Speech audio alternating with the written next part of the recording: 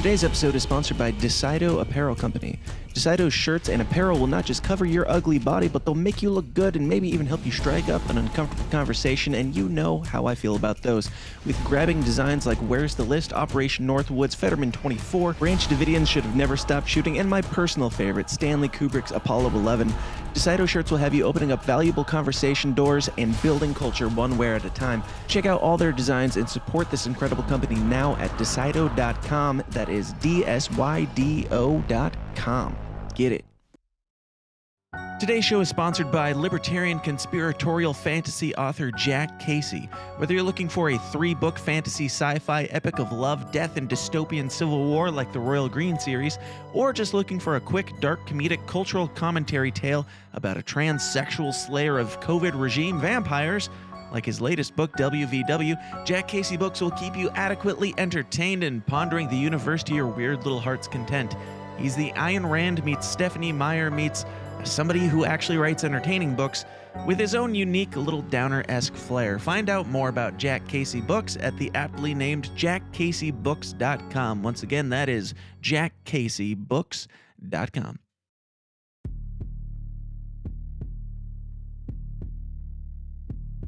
Well, it's been a minute, but unfortunately, we're back. Hello, and welcome back to the least comfortable show on the web. The system is down, where we talk about the uncomfortable topics like conspiracies, politics, religion, and all the things going on in the world and in life, and all sorts of things. We're going to talk about them all today, or most of them, some of them, a few of them, very few of them, because mostly who cares? We're going to do that in just a moment, and I have a lot that we need to talk about. To catch up, it's been 2 weeks and a day. So, go out, do the thing that you do best, share the show. Oh, the volume's low. Go out, share the show. How's that? Better? Better? Yeah? Hi.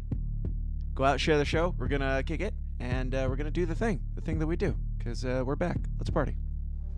All I ask is, if we have to give these bastards our lives, we give them hell before we do! The tragedy of our day is the climate of fear in which we live. Talking about the Salomon Brothers building collapsing. I would ask the congressman to withdraw that comment and tell us that he didn't really mean that.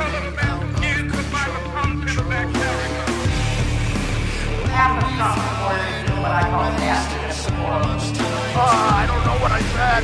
I did not have sexual relations with that woman. The Bible commands that certain people be put to death. Thieves or possesses weapons of mass destruction. 9/11 attacks were carried out by Al-Qaeda. handle the truth. I remember that with that smoke! We are still here! We have to say yes to social justice.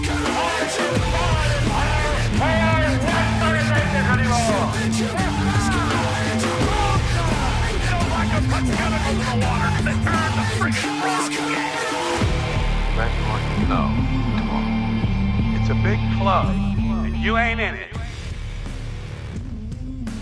All right, can you hear? Can everybody hear fine? Is everybody good? Is everybody here, present, awake, aware, woke, if you will?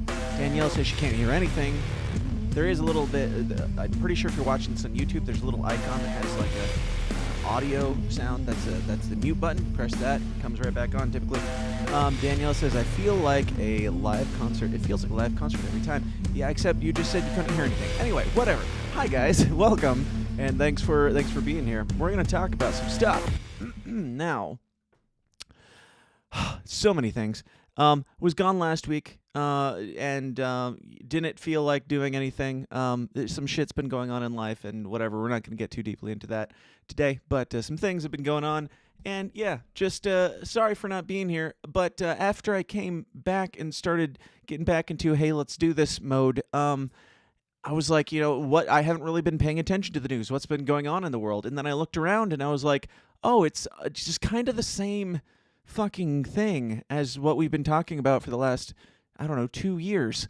Like, Donald Trump is the evilest person and Elon Musk is worse, and Bill Gates and Fauci are heroes, and vaccines are great, and like all the same news patterns have been going on. It almost makes me wonder, like, has it been like, I don't know, are all of these things that we're talking about distractions? Because they can't possibly be the most interesting thing going on in the world every single week after week after week.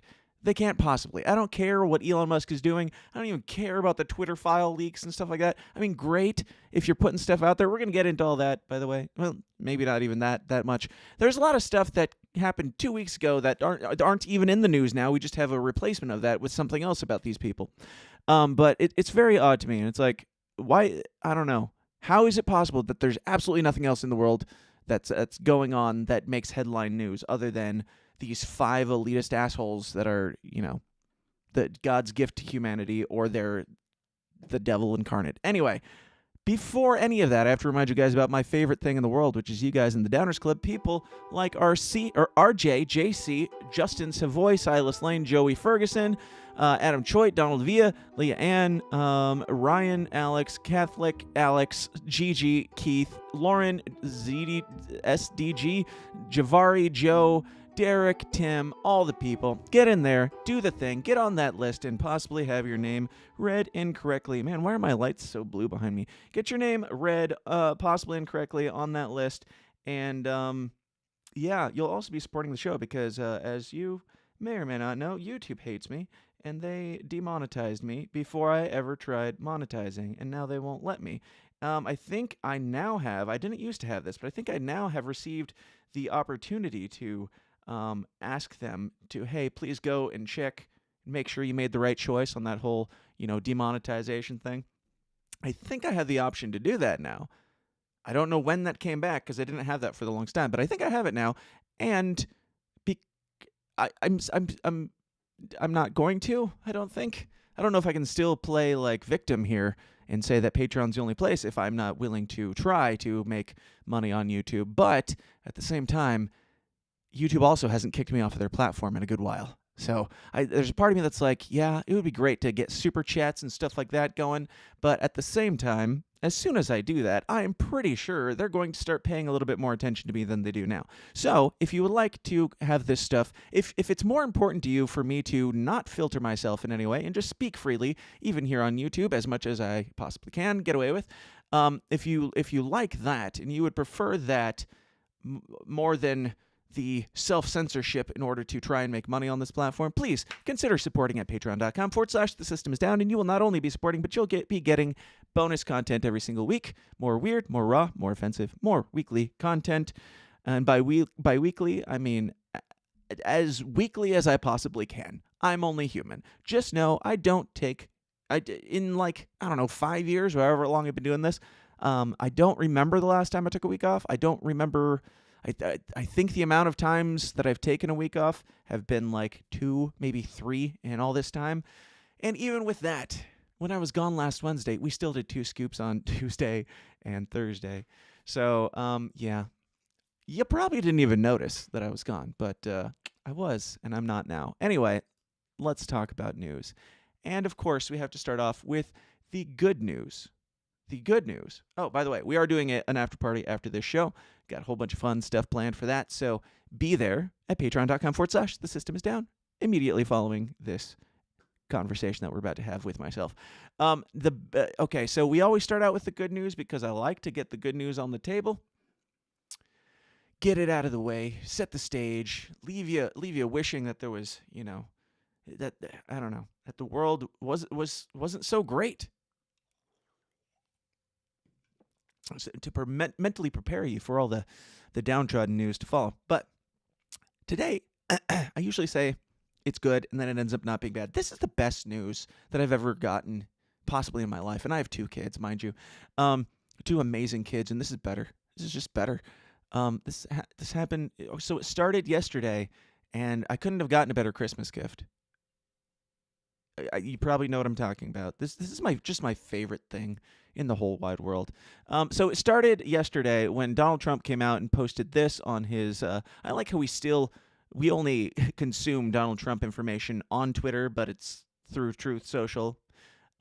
It's interesting. He still hasn't come back to Twitter.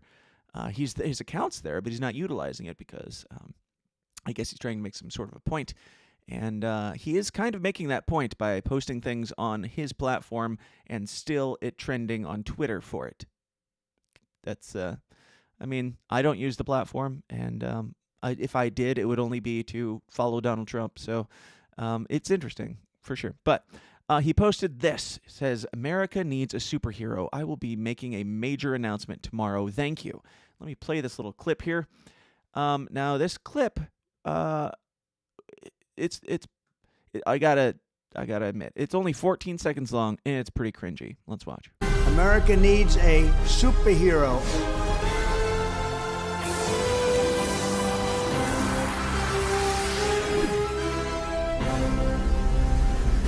So all it is Donald Trump saying America needs a superhero, and this like comic book looking Superman Donald Trump cartoon with laser eyes shooting lasers out of them. I mean, that's pretty cringe, right? Now, it's even more cringe if you think about the fact that the lasers go back and forth like this, which would mean that his eyes are looking in opposite directions and then looking cross-eyed and back and forth again. It's not as badass as I think they were going for, but that's what I see when I see that. Imagine which directions Cupid are going. Yeah. So that came out, and there was automatically everybody was a buzz of like, what could it possibly be? What could it possibly be? I mean, he already just made the major announcement, and even that we already knew was coming. Nobody was surprised by his major announcement that he was running for president. So what could he possibly be announcing now? And there are conversations online of like, oh, vice presidential pick or some other pick or, I don't know, game plan, something. I mean, the possibilities were limitless.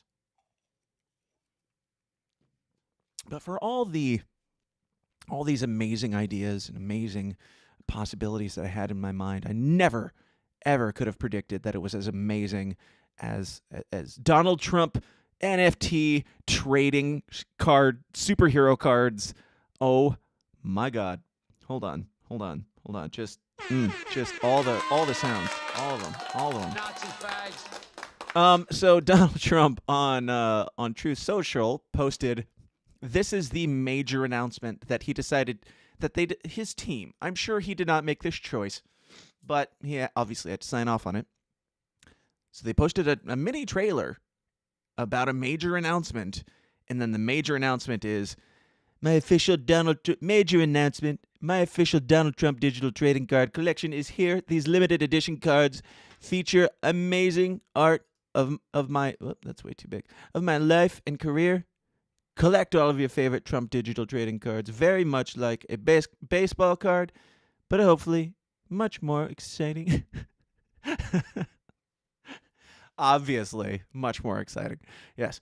Go to TrumpCards.com, get your cards now. Only $99 each would make a great Christmas gift. Don't wait. They will be gone, I believe, very quickly. Now, if you're not familiar with what he means by digital trading cards, it's what, when I was growing up on the internet, it was typically commonly referred to as a JPEG of a trading card. That's what that would have been. Now here in the modern day, that JPEG is sold as a NFT, and you own the rights to that NFT. And nobody else can have that JPEG except you. Just you can have that JPEG. It's your special JPEG. Anyway, we've talked about this a lot on the show. NFTs, they're stupid. They're scams by elitist assholes. And that's exactly what this is, especially if this is your major announcement. Now, as beautiful as this is, I'm like, okay, so it's selling a trading card. We've seen this before. Trump's got his hacky, like, I don't know how I got on the GOP and the Trump email lists and stuff. At some point, I've certainly never donated, never voted for him, but I'm on their list. And part of me I think part of me wants to unsubscribe. I think part of me has tried to unsubscribe, but I keep getting them anyway. But there's a part of me that wants to really try to unsubscribe. But then there's another part of me that's like, let's see how crazy this gets. Like on the inside baseball with this camp. What are they doing? And it's nonstop, like, get your Donald Trump autographed hat and what you've been picked, you've been chosen. You're one of Donald Trump's chosen. Now just pay us $500 to get into the chosen gold card membership club and blah, blah, blah. It's like the most kitschy, I don't know, club bullshit crap that they're trying to sell you just in order. I get that you have to make money, but it's like zero class. And I'm not sure why I was expecting anything else from the guy who has like gold-plated toilets and his own. He's a simultaneous salesman of steaks, wines, universities that failed and stole money, and all the just normal, cheesy stereotype billionaire stuff. But this is like next level. It's like not only are you selling trading cards of yourself, they're trading cards of you drawn as a superhero, sold as an NFT. And if I thought Dark Brandon was like the cringiest thing that I've seen in politics, Donald Trump is trying really hard to take the crown. Because the Biden people, they're really into the Dark Brandon thing. And it's cringy because they're like into it, but they're also not spending $99 on NFTs. Now, in defense of Donald Trump's base, I doubt they're buying $99 NFTs either. I doubt most of them. I mean, no offense. Like I'm a Midwesterner person. Like I'm online more than a lot of people are in my area. Whatever. If you're not into the technology stuff, you're probably better off. So no shame in here. But I imagine a lot of Trump's base is not that big into NFTs. And if they are, even if they love Trump, are they buying comic book superhero NFTs? Like this is such a niche market for $99. It's so weird. This is the weirdest thing I have seen, possibly all year. And you know what this year has been. This is so freaking weird. And so I'm like, okay, so it's just this one stupid thing. And so I went to the website. First off, the website doesn't even work. So that just made me even happier because, like, I don't know, is it crashing? Do they not know how to launch a website? They've proven with some of their social media stuff in the past that they don't really know how to launch a website very properly from the get-go. But I've been refreshing this for a while, and none of the images are working, so I can't even look at them. So I'm like, okay, got to dig deeper. I saw somebody said something about a trailer for these cards, like an infomercial, and I was like, this couldn't possibly get any more cringy, could it? And then I found the trailer. Hello, everyone. This is Donald Trump. Hopefully your favorite president of all time, better than Lincoln, better than Washington, with an important announcement to make. I'm doing my first official Donald J. Trump NFT collection. Just already, 13 seconds in, showing the picture of him holding the Statue of Liberty torch and basically, what was it, giving a thumbs up in front of the, power fist in front of the Mount Rushmore, after just like opening with, I am better than Abe Lincoln. I'm your favorite president of all time. I'm better than George Washington. George Washington, who is like, known for like the founding of the whole structure that we praise and adore in this country as the cult that we are. But he's better than George Washington because he came after, he was after Obama. And he said that he was going to lock Hillary Clinton up. And he hinted about, like, the value of whistleblowers and releasing whistleblowers. He said he was going to, like, build a wall, do something about abortion. He said that he was going to, I don't know, there's a lot of things that he said he was going to do. And then he just kind of made a vaccine that he's really proud of and pushed it on people and hasn't really stopped doing that ever since. And he's been crying.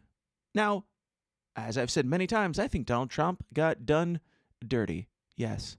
And the fact that he got cheated, or the fact that he got done dirty in any way, endlessly for his entire 4-year period, that none of that negates the fact that this guy is getting worse every single week that he tries to become relevant again. he becomes less and less relevant. Like, this is the most cringy boomer attempt at I don't know, relating to the kids that I can find. And I'm the 34-year-old wearing a Panic at the Disco hat, beanie. So, you know, here and right now. We all have our issues, but this is so bad. And this feels like, even the setup, like the layout of this and the way like the text is in there at the top and the 99 and stuff like that, it just feels like a crappy infomercial off like SNL parody that they would make, making fun of exactly something like this because of how conceited Donald Trump is. And they would have opened it with, "Remember me? I'm the best president you've ever seen. And here's some cringy pictures of me. And you can buy these digital images for only $99. Like this, if this was written for SNL, it would be funnier than anything that SNL has done since 2016 when Donald Trump got in. And they've spent a lot of time on Donald Trump. I have yet to laugh as hard at anything they've done as I have laughed They're called at this. Trump digital trading cards. These cards feature some of the really... Okay, so here's Donald Trump in a spacesuit because, as we all know, he was a big astronaut. And, I mean, he's wearing aviator sunglasses, which it almost looks like Joe Biden in the picture because of the aviator sunglasses. But, yes, Donald Trump in a spacesuit is... Now, why in a spacesuit? Let's find out. The really incredible artwork pertaining to my life and my career. It's been very exciting. Pertaining to my life and my career of standing in front of Mount Rushmore, wearing a slimming tux that makes me look 120 pounds lighter than I was 20 years ago, or the life and career where you were an astronaut. I'm confused, but okay. You can collect your Trump digital cards just like a baseball card or other collectibles. Here, you can collect them just like a baseball card or anything that you collect, except for one glaring difference, and that is that you don't have it. That you're collecting it not at all in the same way as just about as not just baseball cards, but almost literally anything that you've ever collected. You can collect it in the same way as none of those. Oh, it's so bad. And just hearing Donald Trump try and explain how this works is, it's just beautiful. God bless him. It's one of the best parts. Each card comes with an automatic chance to win amazing prizes like dinner with me. I don't know if that's an amazing prize, but it's what we have. Or golf with you and a group of your friends at one of my beautiful golf courses, and they are beautiful. I'm also doing Zoom. Like, even the...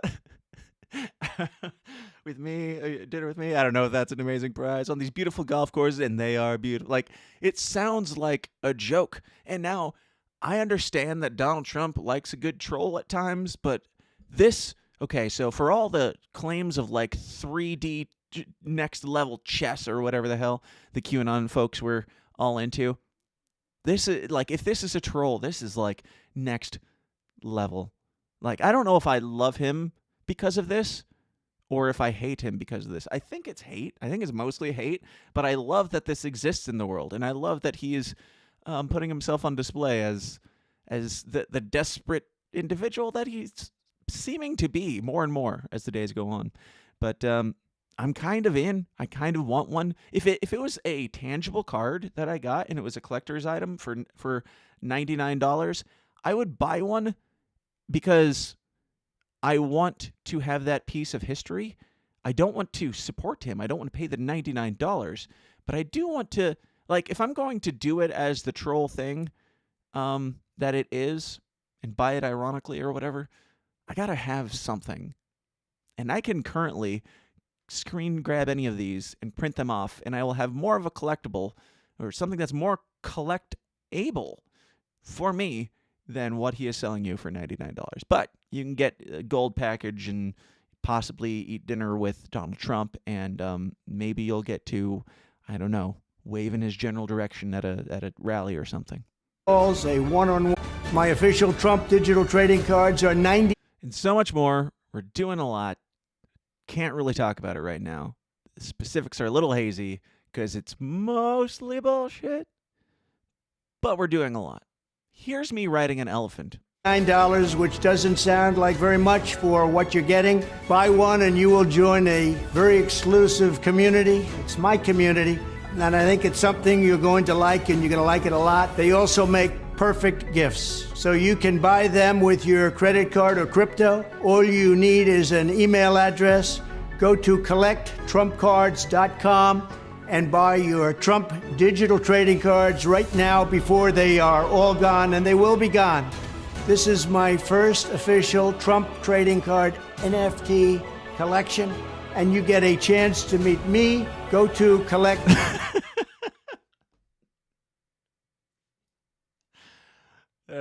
There's Donald Trump flying into space with American flag eagle wings and rocket blasters coming out of his armpits with sunglasses on.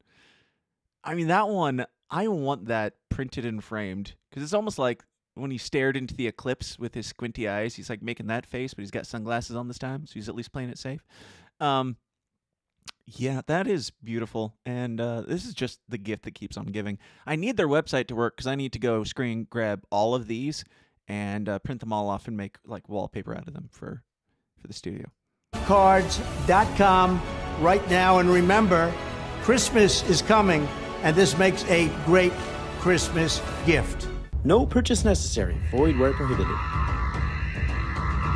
There's the eyes going in opposite directions again. Wow, I mean, show's over, folks. How can I even top that? If this had come out for real yesterday, if all of this came out for real yesterday, I would have just scrapped everything else that we were going to talk about because, I mean, it doesn't get better. And it would be nice sometimes to only talk about good news, and this is just such good news. Such good news. By the way, if you guys are, interested in dropping super chats that you don't have to pay for, we've got a good discount going on, a nice Black Thursday deal. And the deal is, if you have something to say that you would like me to intentionally go out of my way to try and read out loud because I'm a nice guy like that, it's free. That's the discount. Just put in all caps fake super chat in the thing, in the chats, like Joey Two Guns here. And I will try and read those as we go. Joey Two Guns says, fake super chat. The DJT NFT announcement was more exciting than his last big announcement. Yes, it was. Like, I covered the last one when he was talking about running for president, and the whole thing was just like, yeah, we know. Okay, sure. This is way better. This is better than anything I could have possibly thought of. Except for, like, I want to say that there's some crazy outlandish thing, like he's actually going to the moon or something like that. That would have been crazier, but this is almost equally as crazy. If, like, you asked me, is Donald Trump going to announce that he's going to, like, go into space, or that he's going to release his first, not his second, not his third, but his very first NFT collection where he's riding elephants and flying into space, I probably would have been like, yeah, he's probably going to space, because that's more believable than whatever this is. This is like... It's a hilarious PR disaster. Like, nobody is going to like this except for me because of the hilarious nature of it. Like, no serious person. His haters are going to talk about how stupid this is. His lovers, if you will, his lovers and his supporters are both going to. It seems like haven't been taking that well to this big announcement either. If he had just dropped them and didn't make a trailer and build up to it like that, I think it wouldn't be as hilarious. But with all the hilarity that is already baked into this idea that a group of people sat down and had a conversation in a boardroom, they came up with this idea. I don't know. Like, they came up with this, and I feel like I'm being pranked. And in a way, I am, because the dude has a sense of humor. I know that he knows that this is kind of silly, obviously. The images are silly and everything, so it's not like he's taking it super seriously. But they're just, like, they got him to give the little spiel for the commercial, and it's like, are you, like, kind of serious about this? I don't know. If not, I respect your dedication to the troll. However... he hasn't proven to be the most, I don't know, smart person lately. Like, since he got out of office, he just keeps getting worse. But I don't know. Yeah. Sorry, I'm tired. That was just too beautiful. Now there's a there's a video that I saw on Twitter this week, and I did have something about AOC that I moved to the after party because it doesn't matter that much, but we're gonna have a good laugh about it in the after party, where people aren't liking her new documentary, and that was going to be my transition into this next one, but now I don't have a transition because that article isn't there. So my transition is, speaking of big white dicks. This came on my Twitter this week. Let's watch. So I've decided I'm just going to wiggle this rubber dick around when I talk so that white men will listen to me. Because I'm noticing that white men will listen to other white men with white dicks, but they won't listen to me or other people without white dicks. So I'm just gonna take my white rubber dick and I'm gonna wiggle it around and you'll listen to me. So here's my white dick. Listen to my voice. Listen to what I have to say. White dick. White. That's it. That's it. Now, I'm not sure why exactly I'm bringing this up, but a part of me found it fascinating. This person who felt the need to make this video, this person is she's a sex and psychedelics coach, natural medicine guide, author of Let's Talk About Sex on Magic Mushrooms. So obviously she's got her credentials and she's very astute in life and I don't know, the meanings of life as a sex and psychedelics coach. You would have to be, right? She spent 32 seconds waving around a dildo and saying, "White dick, listen to me. Listen to me, listen to me." And she's right. It got my attention, like, immediately. I was like, what? What do you have to say? Clearly you have to say something. Nobody would do something this stupid in public without having a reason, without having something to say. And then she kept saying, "I have something to say, listen to me." And then the video ended. So good job. You got my attention. But also, Shut up, silly woman. Because if you are insisting that I listen to you and you tell me nothing other than I'm a lady with a white dick, you've proven the point as to why people aren't listening to you. Maybe they're not listening to you. Maybe it has nothing to do with your gender. Perhaps, just maybe, it's because you have nothing to say. Thank you for proving the point. Moving on, because clearly she doesn't. Speaking of white women with nothing to say, Avatar director James Cameron says testosterone is a toxin men must terminate from their system. Let it sink in.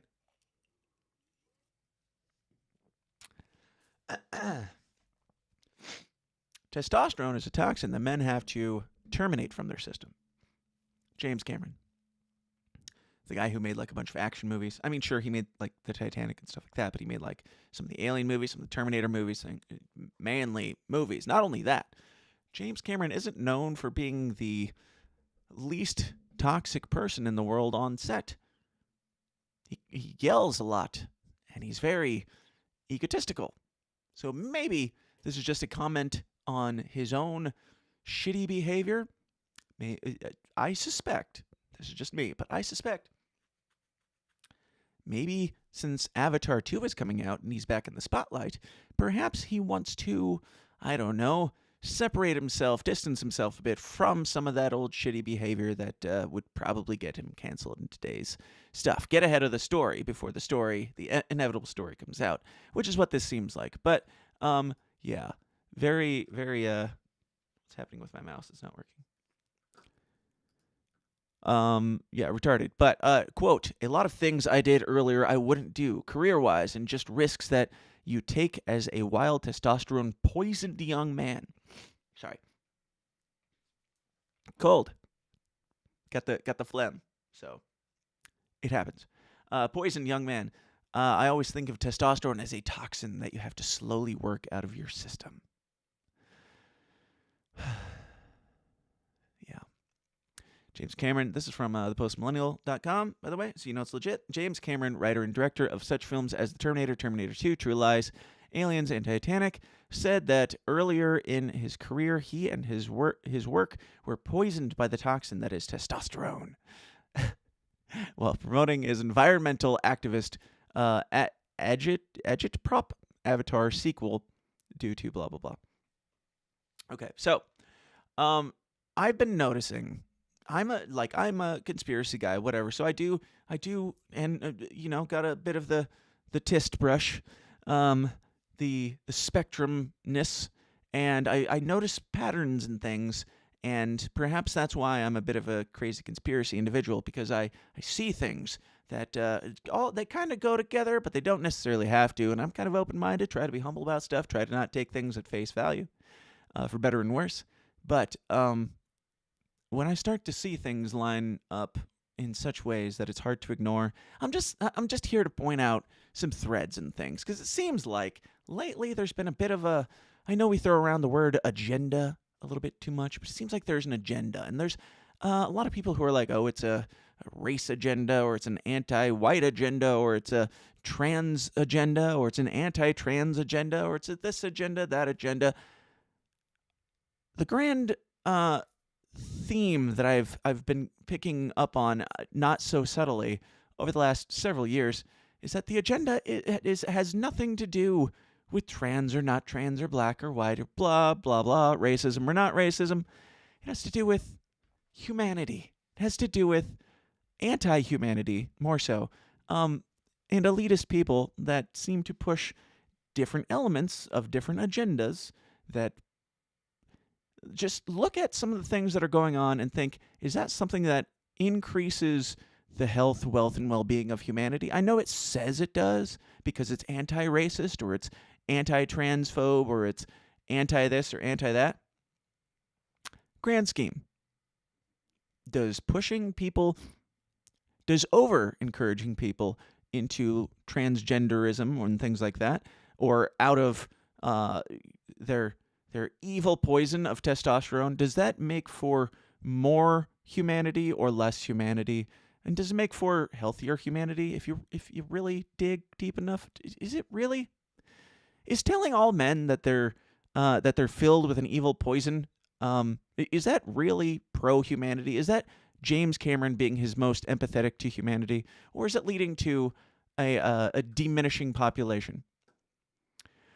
I don't know. That's just one little thread in some distances that we're going to go today. But I do have to, we're going to set that aside for just a second. We do have to talk about the thing that was most pressing like a week ago. And if I did an episode last week, this was going to be the whole dang thing, because holy shit, you've already heard way too much about it. So we're not going to spend that much time on it. Sadly, that's on me. But Kanye West on Alex Jones with Nick Fuentes. Holy crap. I tuned in and I'm just like, what is happening right now? Like, somebody sent it to me. I think it was Sharon. I think Sharon sent it to me and said, you need to watch this. I'm like, oh, okay. I assumed it was like a little short segment, or he would be walking off at any moment like he did from Tim Pool. But I sat there and watched 3 hours of Kanye West telling everybody that he loves Hitler and the Nazis, things like that. So it was interesting. It was quite interesting. And it's hard to know what to think of it, but if somehow you missed it because your head was under a rock or in a Balenciaga bag or something like that, here's what happened. That's right. You're not Hitler. You're not a Nazi. You don't deserve to be called that and demonized. Well, I see good things about Hitler also. The Jew, I love everyone. I'm done with the classifications. Every human being has something of value that they brought to the table, especially Hitler. So, especially Hitler, not just including Hitler, but especially Hitler. Now, what did you guys make of this? I honestly don't know what to make of this, because there's a part of me that's like, I like the pushing the bounds of societal norms and things like that, and just having these thought experiments of like, what if this was fake, or that wasn't so bad, or this and that. I don't know. I'm open to it if somebody can convince me. But more importantly, his message of like, we need to love everybody no matter the evil things that they've done. There's a part of that that does resonate with me, and there's a part of that that will resonate with some of probably Donald Trump's base that are trying to give him, some space to figure this stuff out. Trying to give Kanye this, I don't like it. The Nazi stuff, as much as I disagree in that I don't think they were good people, obviously. But at the same time, if we're supposed to be understanding of people's situations and try to love them despite their evil, then yeah, we should try and understand the mindset that gets somebody into a place where they are that psychotic and evil and crazy. It's not excusing anything they've done. It's not giving them a pass for any of it. But understanding what takes somebody from point A to point Nazi it should be important for our society. And in lots of things, like I'm pretty empathetic on, I don't know, I've been accused of being like transphobe or anti-gay or whatever. It's like, no, I get it. And I love these people, and I don't even care about their lifestyle as long as they're not pushing it on other people. So, but with this, it's like, I don't trust Kanye, and I've been talking about this for several years, and there's a part of me that's like, I want to pick up just a nugget of what you're putting down in the love department, but then you went full bore. All the things that I'm not going to say because I don't need the sound bites of me saying the quotes of Kanye West. Yeah, I don't trust him, and it almost seems like at best, if I put on, so first, if I'm going conspiratorial mode, it feels like a psyop, feels like he's trying to discredit Donald Trump, who I also think is a psyop, so it is what it is, but trying to discredit possibly even some of Christianity, Christian faith, and stuff like that. It's working. He's doing it, whether he's trying to or not. So that's my conspiratorial take, but my less conspiratorial take is this guy has been burned by a system, and he's seen some of the patterns, and his crazy brain put some stuff together. It doesn't make that stuff any more or less true. He just put some stuff together, very basic conspiracy stuff in that realm of certain people. I'm not going to say what kind of people. It was a Jewish people, but it was so he's feeling burned by some people, and then he starts talking to Nick Fuentes, and he's like, oh, you could tell just in watching the 3-hour conversation that Kanye West, whenever he was pressed on a hard question, it was one of two responses. The first response was talking about something that either started or either diverted very quickly or started by answering what felt like a different question than what he was asking. Maybe I'm just too dumb to understand Kanye's genius or something, but either he would in some ways divert away from the questions, or when it was a really tough question or even a moderately interesting question, you would defer to Nick and be like, what do you think about that, Nick? It feels like he's just dabbling in some conspiracy stuff, and Nick Fuentes is his guru, which is, if you're taking advice from Nick Fuentes in any way in your life, you should probably at least take a step back, regroup, reconsider. But if he's your advisor and your mentor in the world of politics, then you've gone down the wrong rabbit hole, my friend. I'm sorry. He's just not. He's not good. Not good people from what I have seen. And he's a troll at best. He is a freaking troll at worst. I'm open to him being evil, racist, whatever, Nazi, whatever. If you can convince me that, great. I don't watch him as much as some of you haters do. If you have the evidence of him being a Nazi, then I will dislike him even more than I dislike him now. But at best, he's an annoying troll that is annoying and kind of dumb. But yeah, that's what this seemed like to me, and it kind of, I don't know, it's kind of gone away since then, which is kind of insane since Kanye was all the talk, and then he was all the talk when he went on Tim Pool, and then the next day he goes on Alex Jones for 3 hours, and then the day after that he hops onto Twitter, posts the image that I'm sure you're familiar with, the swastika embedded within the Star of David. which some people have said that that's whatever Raelian, I think it's called, logo or something like that. Yeah, Raelian symbol. I don't know. I don't care. It's not like he was posting it in support of the Raelian community. Obviously, he was posting it, which I don't entirely disagree with. He was posting it in a way that says, I love both these people. Because he said many times on Alex Jones' show also, I love Jews, and I love the other people that I'm not allowed to say that I love on Twitter or YouTube, wherever we are. I'm not going to say what kind of people it was that he said he loved. It was the Nazi people. Anyway, after that, he got kicked off of Twitter for inciting violence or something, is what Elon Musk's claim was. He incited violence by just posting this image of that. That's inciting violence to Elon Musk. And this brings me to another point of, do we trust Elon Musk? No is the answer. It's not really open for debate at this point. Do I like Elon Musk?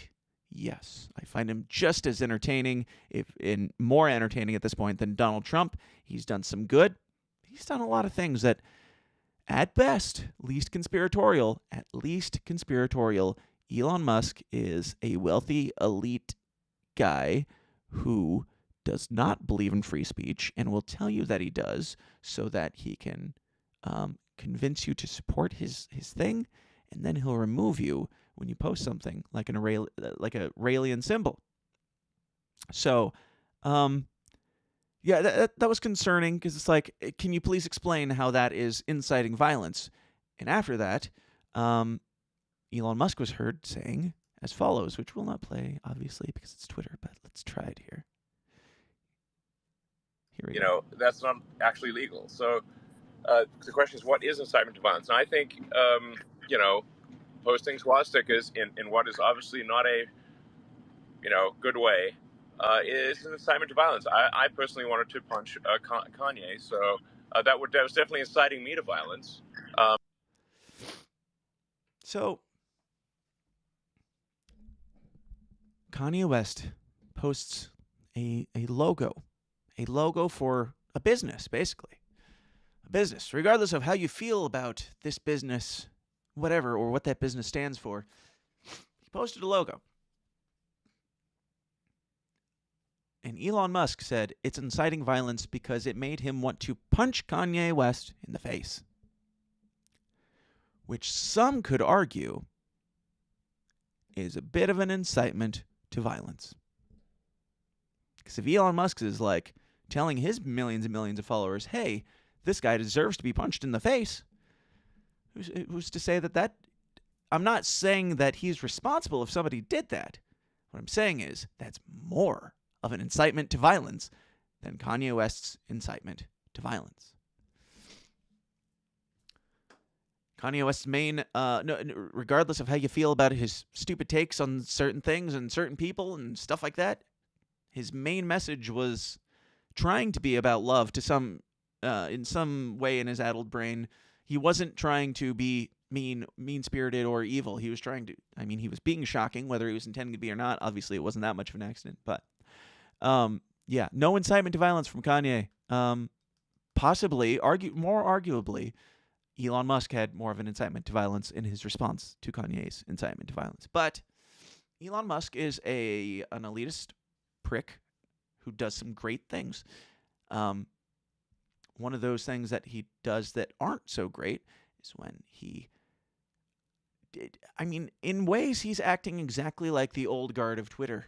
Like, yes, he's brought some great people back that didn't deserve to be banned in the first place, and he's it's kind of like Donald Trump with war. Like, the right is always gloating about how amazing Donald Trump was on war. And yes, when you compare him to the evil, blood-soaked monsters before him, he's a little less soaked.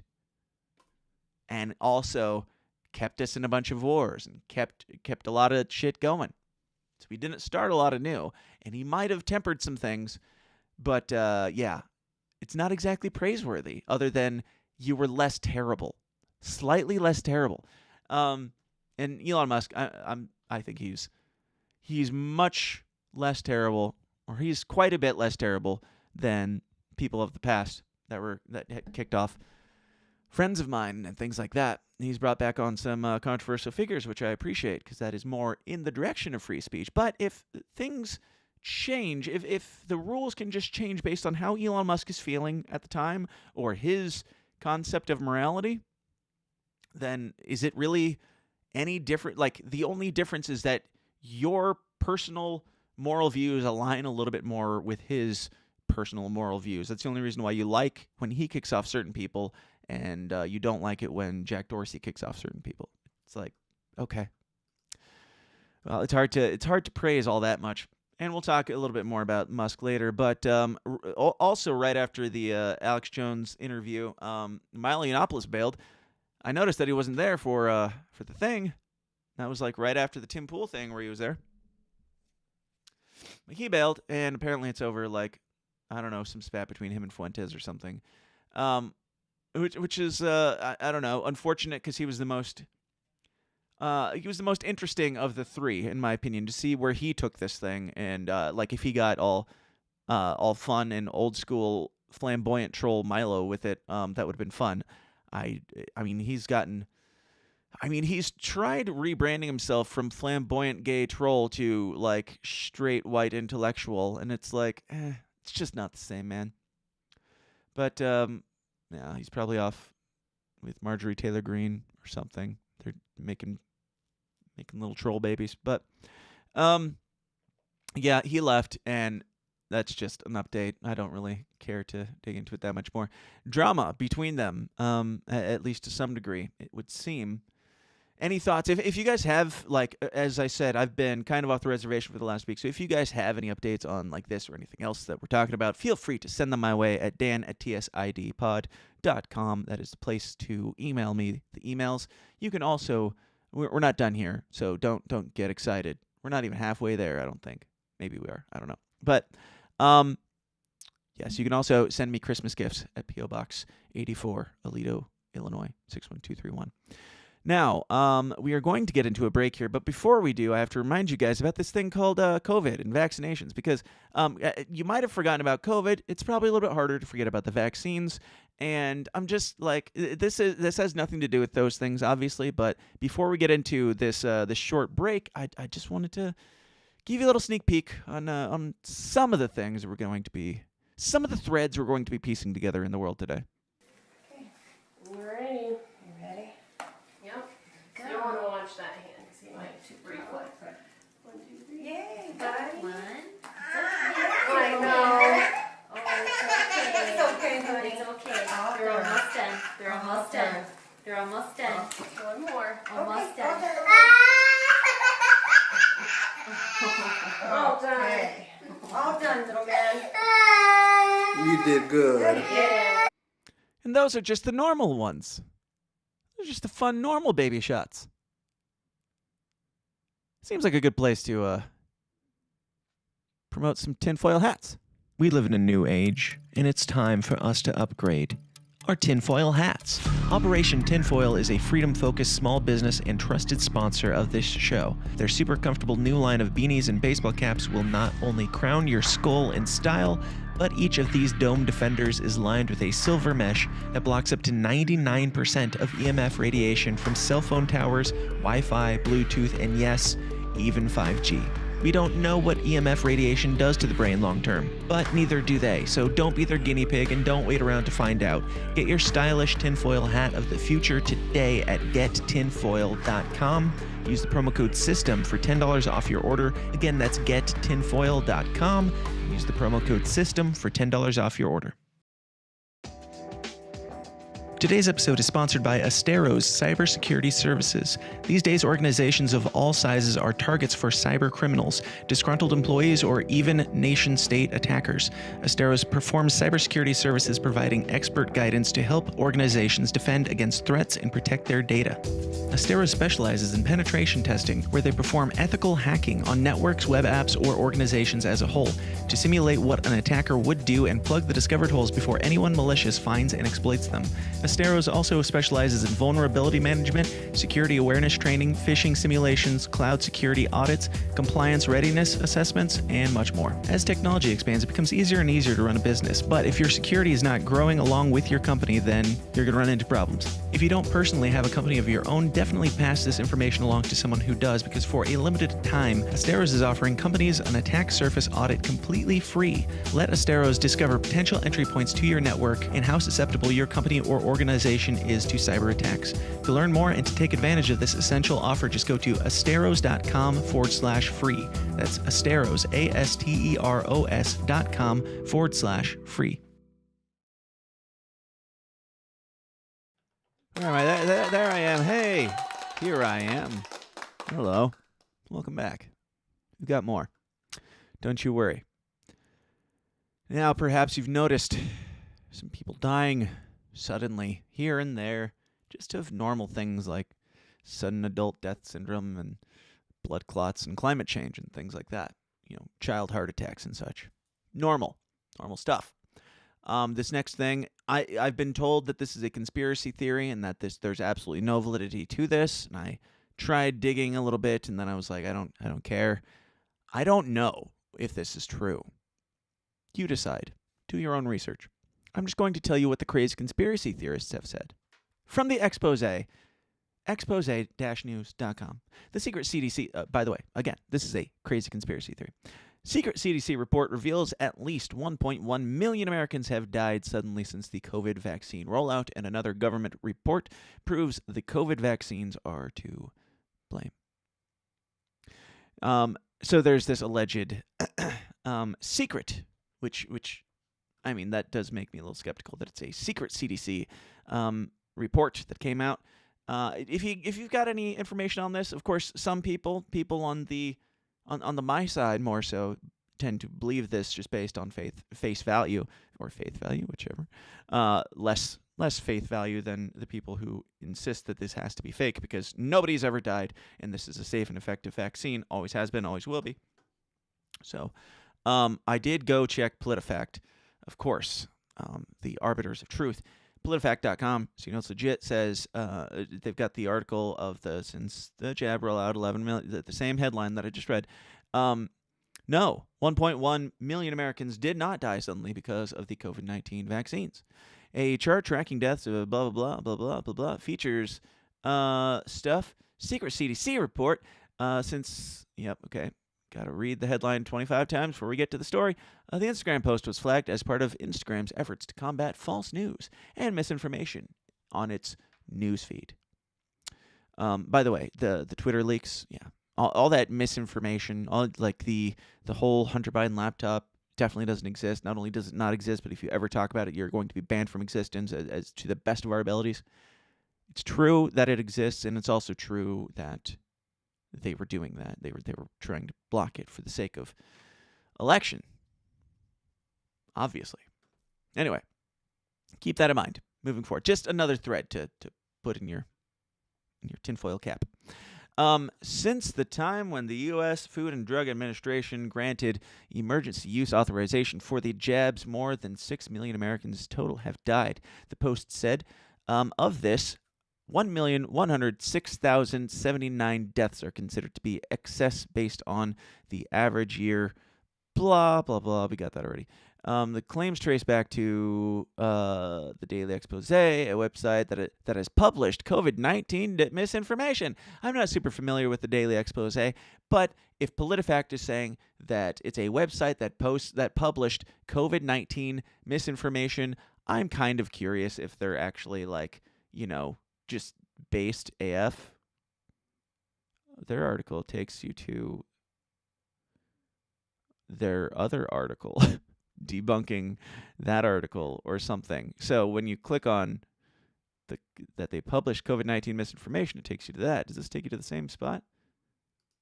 Also PolitiFact. Okay, so they've cited their own self as a source at least 2 times in order to discredit this person. Let's see if we can go for a third. Are we 3 for 3? Yes, of course. They have cited themselves 3 times in one article. Is this 4? Does this even go to Daily Expose? Okay, at least that one tries to, but it seems like that link is broken. So PolitiFact is all, all knowing and everything. And you know that they're real. You know they're legit because they tell you they're legit, and then they cite themselves telling you they're legit when they're trying to convince you that they're legit. And it's like the Bible in that way. It says it's true, so it is. Only the Bible, I think, is more true, just to be clear. Anyway, the Discern report post said the information didn't come directly from the CDC, but from the Organization for Economic Cooperation and Development. The organization is an intergovernmental association of 38 countries, including the United States. The organization, blah, blah, blah. Okay, so jumping down. Studies have shown the available vaccines in the United States are safe and effective at preventing COVID-19 hospitalizations and deaths. So it's false because the government said that it's false. And they said that this works. Therefore, as science has proven in the past, if people tell you a thing is true, that's science. That is what science is. It's a lot like religion in that way. All of them. Anyway, let's see. When they say that it's safe and effective, they also have a link. They're citing their source. Let's see where that goes. Oh, I'm surprised it's not. I assumed it would be PolitiFact. They really like themselves over there. Anyway, I don't know. Like, this doesn't prove that it is or isn't real or anything. But look around. Look around at all the deaths and all the people that got the thing, and the correlation doesn't equal causation because the government won't tell you ever that the correlation equals causation. So it doesn't, because that's science. All these mystery deaths, they're just mysteries of the unknown that science could never possibly figure out. Just know it could be anything at all in the entire world, except that one thing that it kind of seems to be. I'm no scientist, so can't be sure. Now, it could just be a stupid rumor that the CDC was actually honest about something. That's the least believable part about this. Even if it was like an accidental leak or something, it would be the most shocking if they were honest. More concerningly, though, for me, is all the people that are unvaccinated out there driving around on those unsafe roads. Because from Fortune magazine, people who skipped their COVID vaccine are at higher risk of traffic accidents, according to a new study. Traffic accidents. That's my biggest concern. I mean, there might be a link to getting it and dropping dead at any moment, but it's probably the people that are driving around, I don't know, with the sniffles that are the biggest concern here for traffic issues. Probably racism. Or at least those. Wait a second.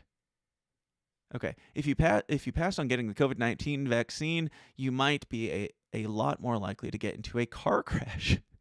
Or at least those are the findings of a new study published by People in a Thing during the summer of 2021. Who cares? Records of more than 11 million adults, 16% of whom hadn't received the COVID-19 vaccine. They found that the unvaccinated people were 72% more likely to be involved in a severe traffic crash. Now, the painful irony of this is that you can use that statistic to prove that it's because of their unvaccination that they got in a car crash. But if they got the vaccine and they all died, 100% of them, let's just say, hypothetically, there's nothing leading to that causation being there. It's unfathomable, unthinkable that could have been caused by that. But, if you're crashing cars and you're unvaccinated, obviously there's a link to those two things. That's not a crazy correlation to make at all. All right. In a totally unrelated story, Rod Stewart's 11-year-old son was rushed to the hospital in an ambulance after he collapsed at a football match. He thought he got his 11-year-old had a heart attack. Now we know it was just one of those panic attacks where you seize up and you get blue in the face and you pass out and stuff. I don't know. I've had a panic attack or a few in my life. I'm pretty sure. It's not something that I deal with. And all the sympathy to this kid, no matter what his circumstance is. Obviously, it's terrible, and that's horrifying. For that, I would die if my kid had that. I feel bad for Rod Stewart in this situation. I'm not even trying to thread this back into it. Just take the little peg and just stick it anywhere on the corkboard. Don't run a thread to it if you don't want to. Just leave it there. Just make the board. And all the troubling things, just put them on there. You don't have to thread them together. Just put them there. Eventually, your board will be very confusing. Now, that definitely probably, I don't even know if his kid was vaccinated or anything like that. Probably has nothing to do with it. Sure, fine. Okay, how about this? How about vaccines are safe and effective for babies, and you got stuff like this? It doesn't look safe to me.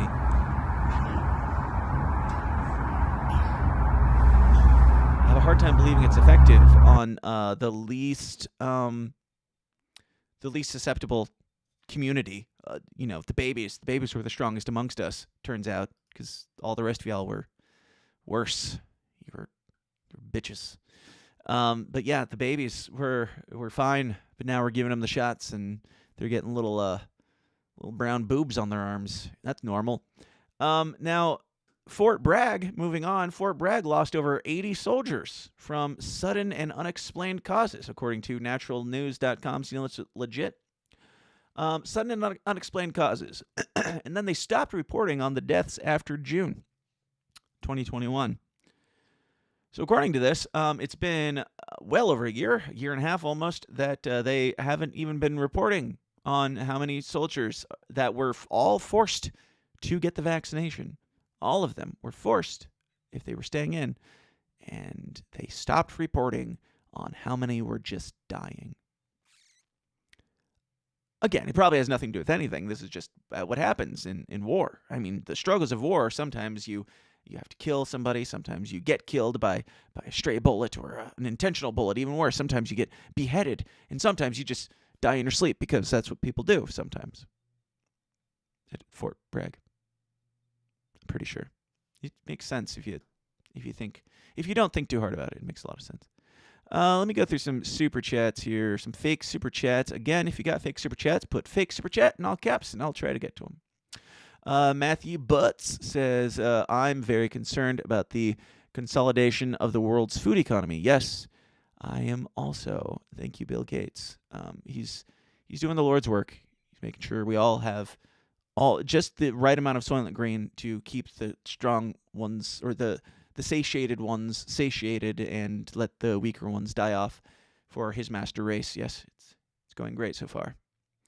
I don't know. In survival of the fittest, America is the first to go. Let's be honest. Anyway, Matthew Butts also says, fake super chat. I'm always skeptical of the heroes/anti-heroes that are put up for us to focus. I think I'm trying to see what you're saying. Yes, me too. It's like, in the beginning, I wanted to like Donald Trump, and I'm like, I don't know. I don't know about this. And then he proved me right. He proved me wrong to some degree, because he won the election, allegedly, and he got put in, and I was like, there for it. I didn't vote for him, but I'm like, hey, I'll read the tweets, I'll share the tweets, and this guy's getting a bad rap. And then he didn't really do much. He was like, sure, there's a human explanation as to why he didn't do very much. You could take the PSYOP road, or you could just say he didn't get a lot done. And some of it had to do with other people being involved. Some of it just had to do with him not being very good at his job. And that was part of the best part about him, is that because when he didn't get things done, he didn't do the good things that I wanted him to do, but he also didn't do the bad things that everybody else was doing. And because he did so little, for whatever reason, because he did so little, so many people look at him and they're like, this guy was a hero. It's like, no, this guy was just not very good at his job. And he got a bad shake at it. He wasn't allowed to try to do his job well that much, but he's still John Bolton, who's allegedly, he had John Bolton on his staff, like the biggest warmonger ever. Fauci was a Donald Trump creation, or at least he never fired him. He allowed him to be the superhero that he became, and then pretended like he didn't like him. I don't know. John Bolton now, I don't know if you heard this, he just announced that he's considering throwing his hat in the ring for president. And there might be some old neocons that liked Donald Trump at the beginning that liked John Bolton being there, and they're like, hey, that guy did a good job of warmongering, and we would rather vote for that than Donald Trump. So, I don't know. Yeah. John Bolton was like one of the worst parts of the Donald Trump regime, I suppose, because of the warmongering and the stuff at the beginning there. But, yeah, let's just put him in charge. What could possibly go wrong with that? Anyway, moving on. Here, something while I take a drink. Here's the article that I just talked about. John Bolton wants to run for president, and it'll be to win it. I mean, this is concerning because of how bad John Bolton is, but it's also not concerning because he would never win. There's no way, right? There's no way. Which I said that about Trump too, and then he won. But no, I don't think John Bolton has really any sway with anybody outside of D.C. I would imagine. Oh, hey, another fake super chat. Danielle says, fake super chat, hashtag. What? I can't, it's too far away. What I was most disturbed by in the Rod Stewart story is that he was 66 when he made that child. That's a good point. So maybe it's not. Maybe it has nothing to do with anything. Maybe it's just old sperm, like the expired stuff that just causes kids to seize up and fall down from time to time. That could be. You make a good point. He's a pretty old guy. He's probably shooting half blanks at this point, and the other half is just like, I don't know, swimming in circles. So more power to him. Good. Today's show is sponsored by Blue Chew or something. But yeah, don't have kids at 66. Let me see what's next. What else we got? Oh, crap. What are we at on time here? We're getting up there in time, and I've still got a few.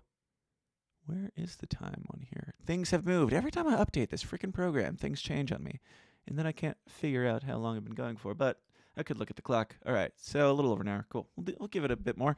Before we jump over to the after party. By the way, if you haven't heard, the after party you can find at patreon.com/The System Is Down, and it will be happening immediately following the party that you're at now. Yes, we call this a party. This me yelling at a camera about crazy things, and you guys posting very lackluster comments that I sometimes read. Anyway, there's been rumor going around that there's like, I don't know, allegations of troubling things that happen in public schools. Perhaps you've heard of, I don't know, am I allowed to say the word groomer? I'm speaking, of course, people who like shave cats. That's not a euphemism either. People who trim the hair on dogs. Talking about groomers and like PetSmart, stuff like that. Talking about them. Now, completely unrelated to that, this came out this week with Project Veritas put it out. And it does, whether or not you like Project Veritas doesn't matter. All that matters is the words coming out of the person's mouth that are saying them in this secret video, who happens to be, what is he at the school? Dean of Students.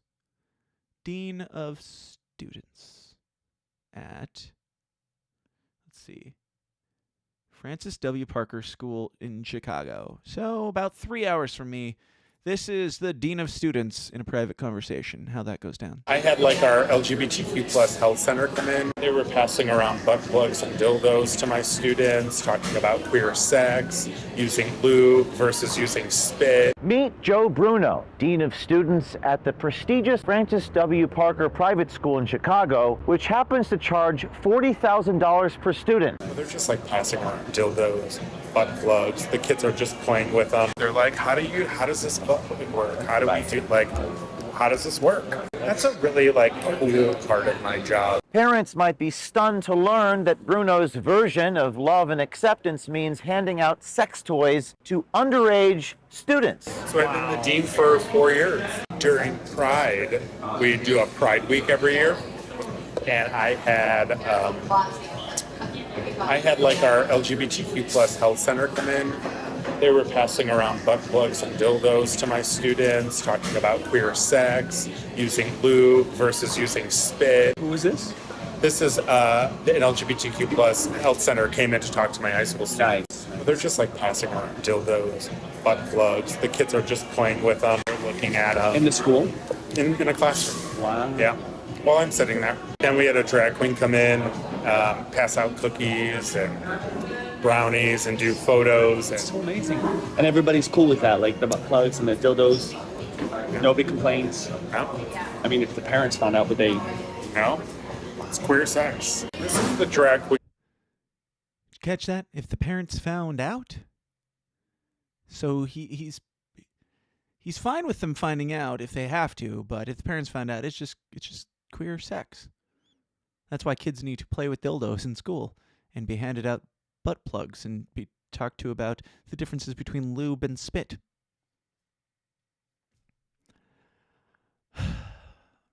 Yeah, keep claiming that there's no grooming going on at all here. But I mean, like, I don't know. Like, why is this just for LGBTQ stuff? Don't straight people have sex toys and things like this? It's like it's behind the guise of this is just gay culture to do this and give these things to kids, and it's like they're using the gay community as a shield from what this is. Because the gay community, consenting adults, do what you want, don't care, it's fine, whatever. Do what you want. It's your holes, you do with them what you wish. But if this was like just some dude, some straight dude who was like, hey kids, you want to play with this dildo? I don't, if you take the element out of it, that is this is an oppressed group that is doing this, and that all the more reason for people in that community, people in that group to be speaking out against this, because this is not a good look for anybody involved, and they're using you as a shield for this, the sexualization of children, the pushing things onto kids. And it's hard to even understand. Like, I'm a very empathetic individual, and it's still hard for me to understand how somebody at this point with all the things can look at libs of TikTok and just be like, oh, it's just a right-winger, so it doesn't matter. It's like, yeah, but the video is really the thing here. Like libs of TikTok, Project Veritas, stuff like that, where they're exposing some of these things that these individuals are saying. That's all they're doing, is exposing what they're saying.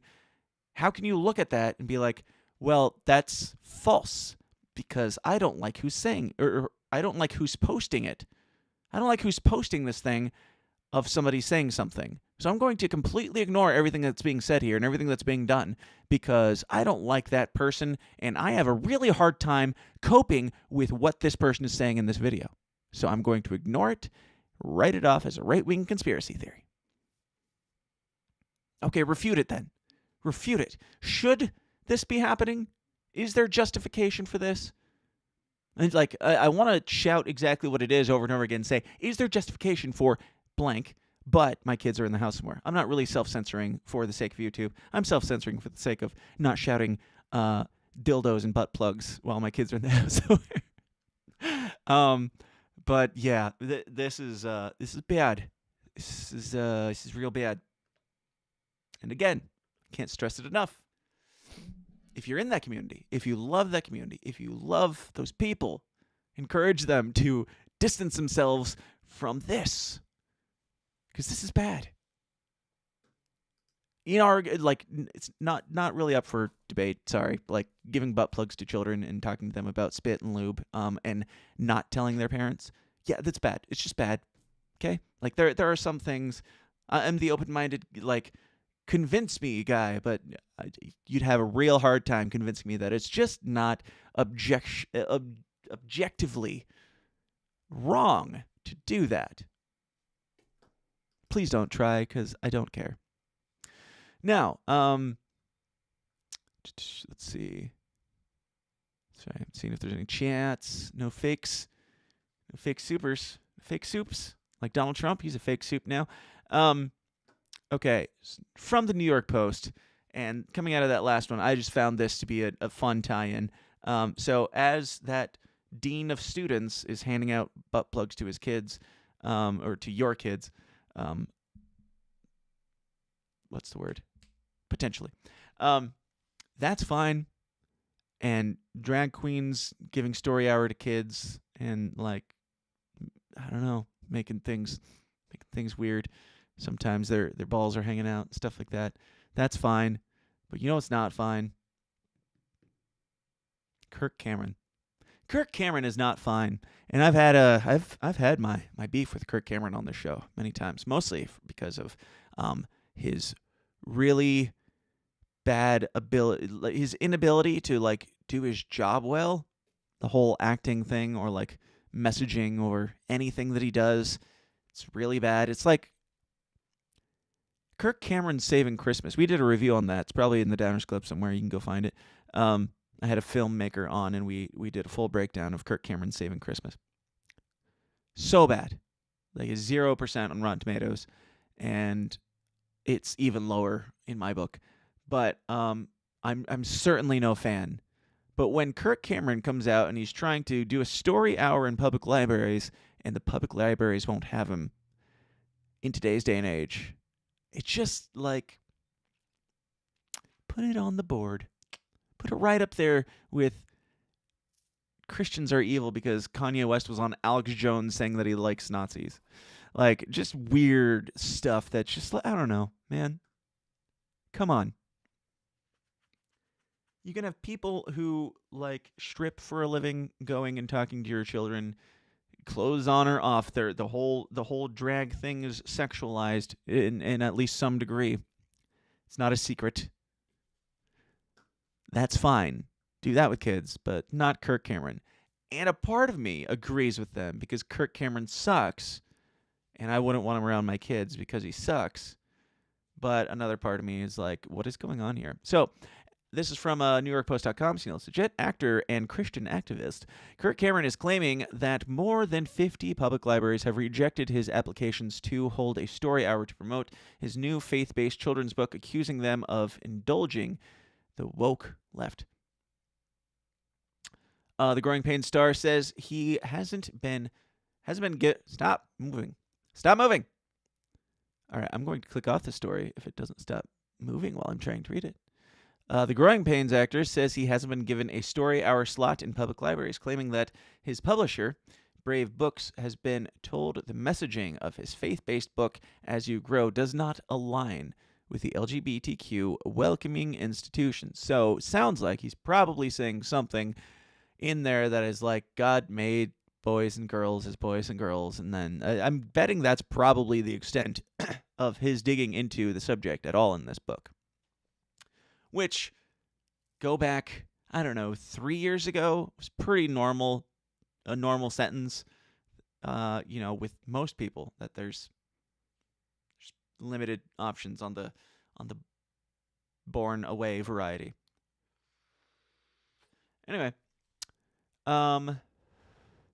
dozens of public libraries in the U.S. have reportedly rejected or not responded to his publisher's request for the former child star to hold an event, according to Fox News. Quote, "We are a very queer-friendly library." I don't even know what that means. Were there libraries that were kicking gays out in the past for being gay? Really? Were there? I mean, if so, that sucks. Well, what library was asking your sexual orientation at all? Much less doing something about it. Come on. But now they're queer-friendly libraries, which is different somehow. Our messaging does not align. One library worker from Rochambeau, I think I nailed it at least 3 times there. Public library in Providence, Rhode Island, which promotes an event, stop moving, called The Queer Umbrella, reportedly told Brave Books. So, yeah, I wish they actually said what the book said. You can fill out the form to reserve the space to run the program in our space, but we won't run your program. I don't know how many people you get. I don't know. Who cares? That's pretty much it. He has a new, okay, so this is Kurt Cameron's tweet. He says, big news, I have a brand new children's book out. It's titled As You Grow, and it's part of the Freedom Island Book Club by Brave Books. My book teaches about biblical wisdom and the importance of relying on biblical principles through all seasons of life with games and activities. In the back of my book, the kids in your life are sure... With games and activities in the back of my book. The kids in your life are sure to be blessed by this book. Our children's morality is ingrained by the age of 10. We need resources to help establish strong moral foundation. Freedom Island Book Club is the perfect tool to do just that. Nothing at all I am seeing about gender or anything. Just teaching morals. Take that however you want. I don't know. I didn't buy the book. Not a fan. I don't know if I made that clear. Love, joy, peace, patience, kindness, goodness, gentleness, faithfulness, and self-control. You know, all the scary things now. Kind of like if you're saying that they're anti-LGBTQ, another way to say that is they're anti-pride, right?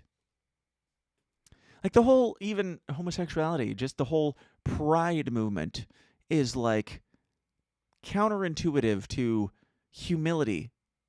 It's like, sure, I feel like we need a different word entirely because, like, I'm proud of my kids when they do a thing, and we don't really have a better word for it, to my knowledge, than I'm proud of my kids. But pride is not great, typically, in pretty much all societies, all faiths, other than the woke one, in the woke mind virus, as Elon Musk calls it, of today. Pride comes before the fall, and pride is like all we're all about. Everything is pride, pride, pride, pride, pride. And if you're not proud of who you're having sex with, if that's not the most important thing about you, then it's because you're scared of butt plugs.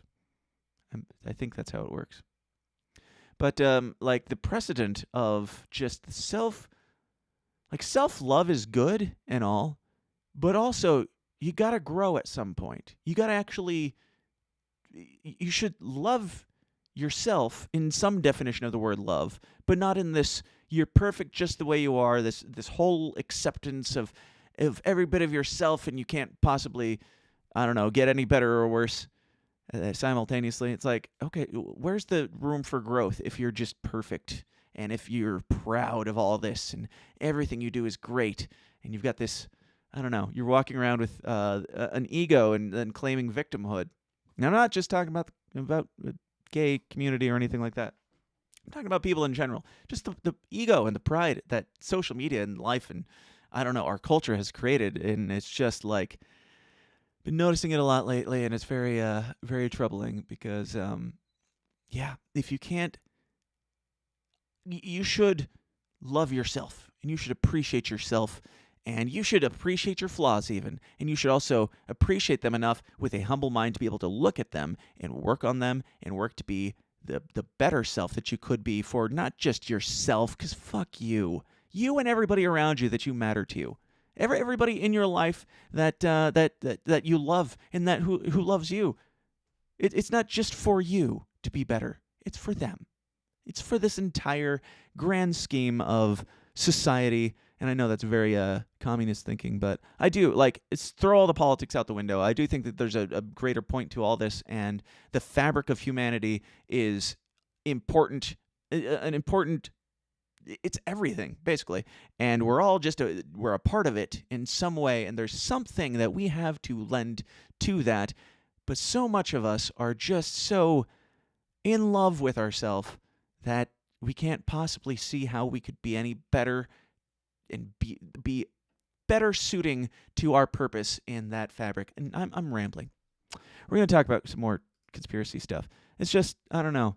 It drives me crazy because it has, again, this has nothing to do with the gay, trans agenda, whatever. This has to do with the anti-human agenda of making people just shitbags that has been going on. Like, people suck. I signed up for TikTok just for the first time, and I was like, let's see what this is. Man, first time in the water, that algorithm is strong, my friend. And you probably don't realize it once you get used to it.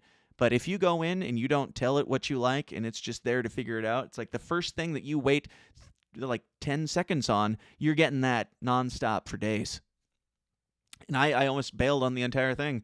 And I still have it. I haven't even put my name on it or anything yet because I'm kind of just watching some stuff. But it's like, okay, so yoga pants video. It's like, oh, is that necessary? And I click on to the next one. It's like yoga pants for days. It's like, okay, guys, like, I'm sorry that I waited 10 seconds instead of, like, the algorithm is very strong. And if it's that fast and that, like, susceptible to what you waited just a little bit longer on, I don't know, like, all these platforms, all these programs are using it, and they're using it to manipulate you in whatever direction they choose.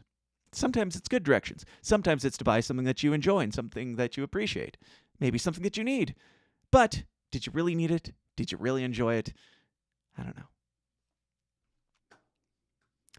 I don't think it's an accident, and a lot of it is birthed out of the downfalls of capitalism with, just the consumerism, I should say. Because we're the ones buying it. Like, they're the ones manipulating, and we're the ones buying it. I don't know. But, I swiped enough times and, like, clicked on some Dave Smith stuff, and there was, like, a Jordan Peterson video that I liked, and I clicked on that, and now all I get is Jordan Peterson for days. And I'm not even, like, a huge Jordan Peterson fan, but it's mostly old stuff back before he was, like, too into the political stuff, when he had some, more interesting things to say than, "Up yours, woke moralists. We'll see who owns who this time. I'm back on Twitter, and I would rather die than leave again or post it or whatever. I'd rather die than delete a tweet." No, it was back when he was actually saying interesting things, and it's been good.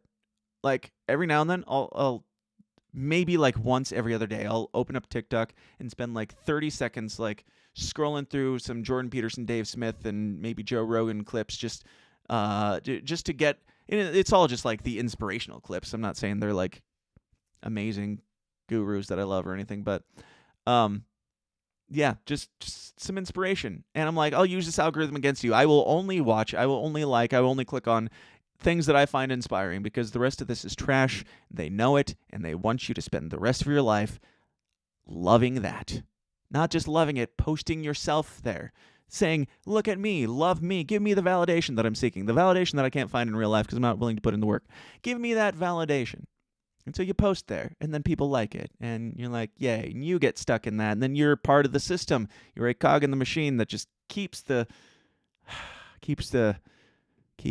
whole thing running so smoothly as pride consumes us right before the fall. Now, we're going to keep going. From NBCnews.com, so it's legit. Science proves kids are bad for Earth. Morality suggests we stop having them. Need I say more? Climate change, whether it's real or not, is being used in an anti-human agenda.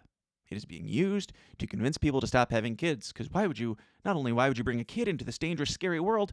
Why would you hurt the poor dirt with your stinky, smelly kid that smells like dry Cheerios? Why would you do that to the dirt? Get your disgusting kid off my dirt. What is wrong with you?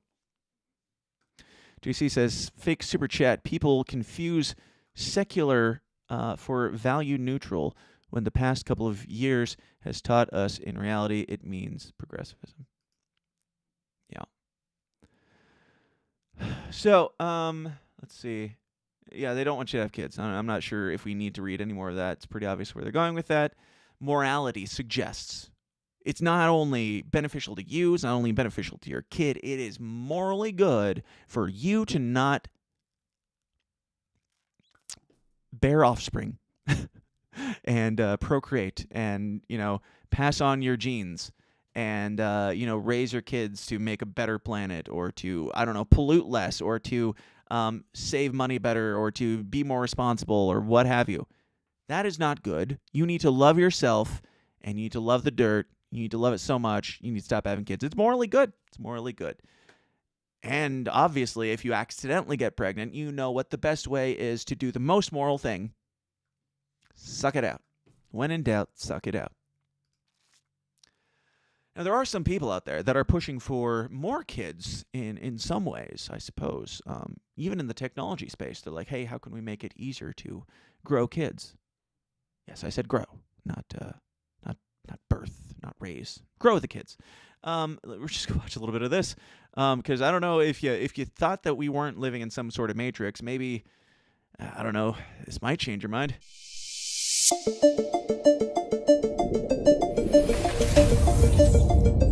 Introducing Ectolife, the world's first artificial womb facility, powered entirely by renewable energy. Ectolife allows infertile couple to conceive a baby and become the true biological parents of their own offspring. It's a perfect solution for women who had their uterus surgically removed due to cancer or other complications. With Ectolife, premature births and C-sections will be a thing of the past. Ectolife is designed to help countries that are suffering from severe population decline, including Japan, Bulgaria, South Korea, and many others. The facility features 75 highly equipped labs. Each state-of-the-art lab can accommodate up to 400 growth pods or artificial wombs. Every pod is designed to Did they say or artificial limbs? We're just gonna be growing limbs? growth pods or artificial wombs. Every pod is designed to replicate. My Bluetooth headphones cut out back and forth. It's enough to hear, but I can't always make out everything they're saying. But yeah, it's like, I don't know. This is troubling for obvious reasons. The main reason being that it looks exactly like that scene from The Matrix where they're in the pods and they wake up as the basically adult fetuses. It looks exactly like that. And obviously that's the most troubling part about this. Also, it's like what did they say? Renewable energy or whatever. It's basically self-powered is what it sounded like. I could be misunderstanding something, but it sounds like they're batteries. Like in a certain movie that you might have noticed me referencing a lot. Yeah, they're self-powering, it sounds like. So it's good for the planet. That's great. Women, stop worrying about having kids young. We can always just grow them in a lab when you're a little bit older, and you can come visit your test tube baby in our baby farms. There are benefits, just like Elon Musk's Neuralink. He can say that we're going to put microchips in your brain so that your limbs that don't work can work again, and that's good. But what else could you do with that? What else could you do with this? Could you, I don't know, make an army of clones or something?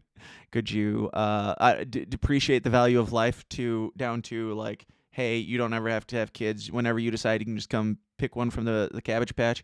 And then we can, what do you do?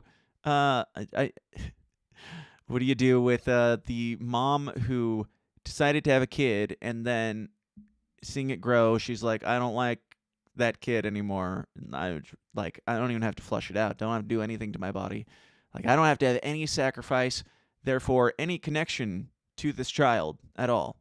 Yes, the pains of labor are much. I've heard. It's probably not as bad as you guys say, but I've heard that it's not fun. But at the same time, I know, any mothers out there, I'm sure there's plenty in here, would you be more or less attached? Would you feel more or less of a connection to your child than, if you did it this way, than if you spent 9 months going through that suffering and that sacrifice for your child, and then went through the sacrifice of giving birth to that child and all that? Also, is there a cutoff for how long you can leave this kid in there to fester? Can you leave them in there for, I don't know, 12 years until they're past all the puberty stuff for the most part, or 13 years even? Maybe just 18 so they can be out of the house. I don't know. Yes, there's medical benefits potentially to this, but with Neuralink, or neural, is that what it is? Which one is there's Starlink, Neuralink, I think is the brain chip, right? Which is another good reason not to trust Elon. The guy who says that robots, he's been telling people for years that robots are going to take over the world, and he tried to stop it, but he can't stop it. But robots are going to take over the world also. I'm making the brain chip thing that is going to, control brain functions and going to be able to implant things into your brain that makes you, experience things in a whole new way. I don't know. I'm open-minded. I've had Zoltan Istvan on the show back in the day to talk about the transhumanism stuff. It's fascinating. It's concerning for many reasons. But, yeah. I don't know, dude. Like, you can play the guy who's concerned about it, but when you're the one creating the stuff to advance the that, then it's hard to trust you, man. Now, we also have this. Felt like throwing this in here. Completely unrelated to the Matrix and all this stuff, but this is Morgan Freeman. Or is it? I am not Morgan Freeman. Oh, shit. What you see is not real. Well, at least in contemporary terms, it is not. What if I... So for the audio listener, we're watching fake Morgan Freeman, which you can see some differences in his mouth, but it's like a deep fake of Morgan Freeman, basically, with the guy underneath him talking him, who's just some bald white dude who's talking Morgan Freeman. And the Morgan Freeman is it's pretty convincing. There's still some things that are a little uncanny valley about it, but yeah, still pretty good. To tell you that I am not even a human being. Would you believe me? What is your perception of reality? Is it the ability to capture, process, and make sense of the... Now, when he says, I'm not even a human being, I'm not sure what he means by that. Because the guy down below, there was part of me that was wondering, is the guy down below like a deep fake to throw you off of he's also a computer-generated AI bot, whatever, that's throwing you off to make you surprised when you find out. Either way, it's a little concerning, and even the Morgan Freeman one, senses receive. There's some things that, knowing that it's a deep fake, you can spot them, but a normal person, and even myself, who I'm not normal, but I'm no, I don't know, visuals genius or anything, but there's some uncanny valley stuff to it, yes, but if you're not thinking about it and paying attention to that, you're not even going to notice. And we've got certain leaders in Ukraine, we have videos of them full green screen mocapping themselves and their body and their faces and stuff like that, which seems like it would be, not that he's doing anything shady with it or anything, but if you were going to do something manipulative or shady or something like that in the future, it certainly would be good to have these body scans of yourself on hand.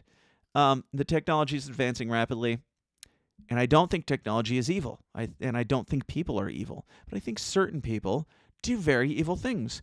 And those very evil things often are done because they make a lot of money, or because they bring a lot of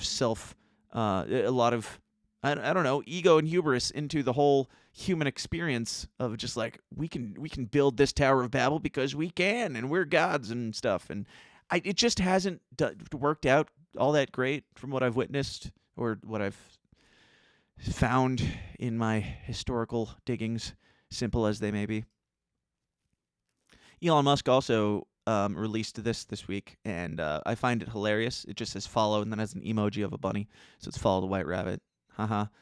I don't even know what the point was of it, but this was right around the time that he released the Twitter files and stuff like that, which again I have my skepticism on. But people's response to this is to be oh, he's trying to get a bunch of people to follow QAnon.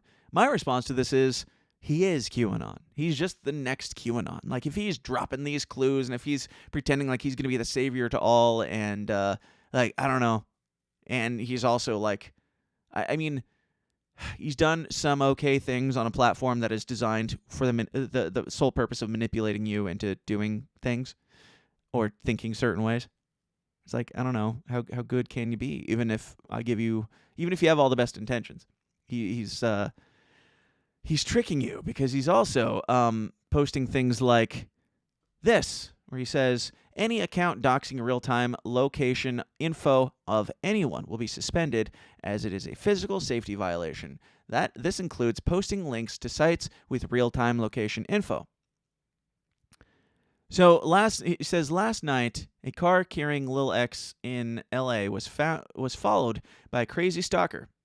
So he was followed by this crazy stalker named Sweeney something or other, and that led him to be hey, anybody doxing at all is going down. And there was this Elon Musk flight tracker where they kept really close watch of, it's like a bot that keeps track of wherever Elon Musk's plane is going. And that's been allowed to be up forever. Elon Musk hasn't even made an issue of it, but after his family car basically got attacked, somebody was stalking him, they stopped him and jumped onto or they stopped whoever was driving the car, jumped on, probably one of the pores, one of the manservants, or maidservants, and jumped onto the hood of the car and was like, I don't know, making a scene. And certainly concerning and alarming, because if they believed that Elon Musk and his family were in the car, then yes, that's a problem. So that leads Elon Musk to ban this tracker account, put out this thing that says any account doxing in real time, or any account, doxing real-time location info of anyone will be suspended. Now, what does that mean? What is real-time location info of anyone? Like, if I take video of a football game showing that somebody is in a certain place, if I'm reporting and show that Antifa, or let's say, for the sake of whatever, the Proud Boys, whoever is doing something, and I'm reporting their location at the time and doing journalism, is that doxing their real-time location info? What if I post it to my website and say, I'm out here doing a live stream at such and such, and this is happening, and then I post the link to that? By the standards that Elon Musk has made in this statement, that would be a bannable offense, or it should be. I don't like doxing. I think, as far as the whole freedom of speech thing, that's like the least of my concerns, is that the doxing is, God won't somebody think of the doxing. We need to keep that because we love our free speech so much. Like, if you're going to get rid of, protecting somebody's, private information is I don't know, making it easier for somebody to expose somebody's private information is the least of my concerns when it comes to freedom of speech being, trampled upon. But in the same thread, Elon Musk goes on to post this, which is not going to play, of course, so I have to refresh. One moment. He posts this, which is... I'm not. Yeah, What's pretty your sure. name? Got you. What's your name? Look at that. At the risk of being of getting banned from YouTube for doxing, in the same thread that he's calling out people for doxing, he posts clear video of the license plate number for this guy. Now, I don't like what this guy did, but I also don't like the hypocrisy of Elon Musk kind of in some way doxing this guy's private information in the same thread. Like, I wouldn't even care about him doing this at any other time, but when you're doing it in the same thread of, we need to keep people's private information private for security reasons and for your safety. Now, here's this guy's license plate that attacked me. It's like, okay. I don't, it's just, I just can't. I can't with this guy. It's like you want to like him, and then it's like, what are you doing? What are you doing? And again, least conspiratorial, he's not consistent. He's not consistent in his rules. It's just, well, I had a kid die once and I felt sad, so I'm not going to allow Alex Jones on the platform because he said things about kids that died once. Okay, so what's the rule exactly that you're enforcing there? Is it that you don't like people making fun of dead kids? I mean, dead baby jokes were all the rage when I was in high school. I'm bringing them back. Or Alex Jones is bringing them back. I don't know who. But, yeah, if it's just based off of how Elon Musk feels, then it's not any different than the people before. And again, I want to like the guy, and I don't trust him. I don't know what it is. I just can't put my finger on it. I don't know. Maybe it's the Baphomet costume that he's wearing for Halloween that still is display picture. I don't know. I don't know. It's hard to look at that and be like, that's the guy who's going to save us. Just like Donald Trump. You're really looking at that and saying, he's it. He's better than George Washington. Or even everybody's perception of Abraham Lincoln. He's the best we've ever had. No, I'm not buying it. I'm here for Elon Musk to do some wild and crazy shit, but call it out when you see it, and there's been a lot of shady stuff lately. Twitter files, great. If you didn't notice, didn't have a lot to say about them. We touched on it briefly, but I haven't dug that deeply. It's like 5 pages, and God bless the people for putting them out. Absolutely, please do that. But if it's not groundbreaking. I mean, it was kind of to be able to say definitively this happened with the laptop and that type of thing and the suppression of information and stuff. That is very important. But I don't know. If you're still kicking people off, I don't know. I mean, that information was stifled on Twitter, and now Elon Musk is stifling people on Twitter. It's different people. It's a different demographic. It's a demographic that if I had to choose one or the other being stifled, I would prefer. I don't know. Whatever. That's enough. That's enough for today. Except we're going to keep the party going. In the after party, we're going to talk about Brittany Griner because she is free and they are back in the United States and they're throwing those balls around however they like to do. We're going to talk about some things. If you know, you know.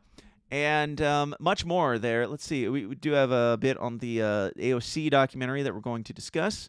What else do we have? Some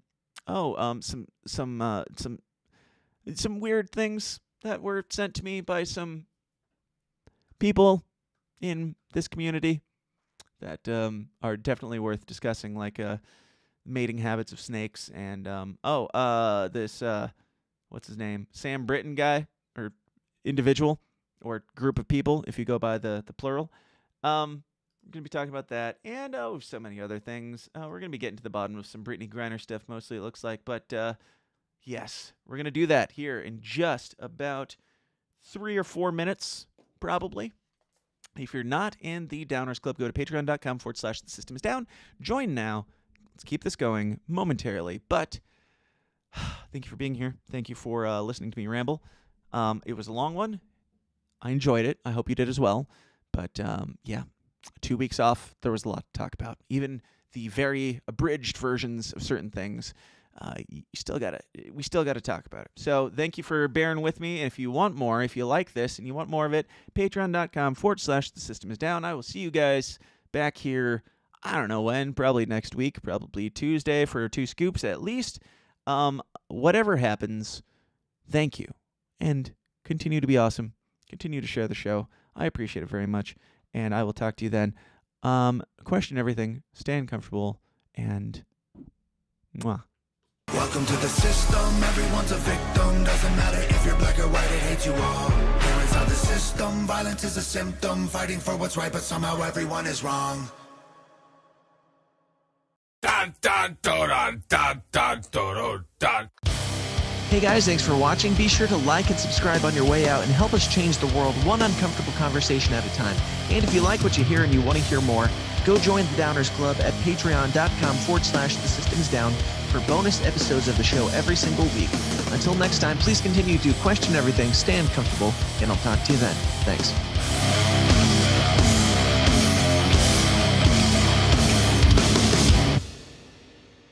This has been a Goulash Media production. GoulashMedia.net. This concludes our broadcast day. Click.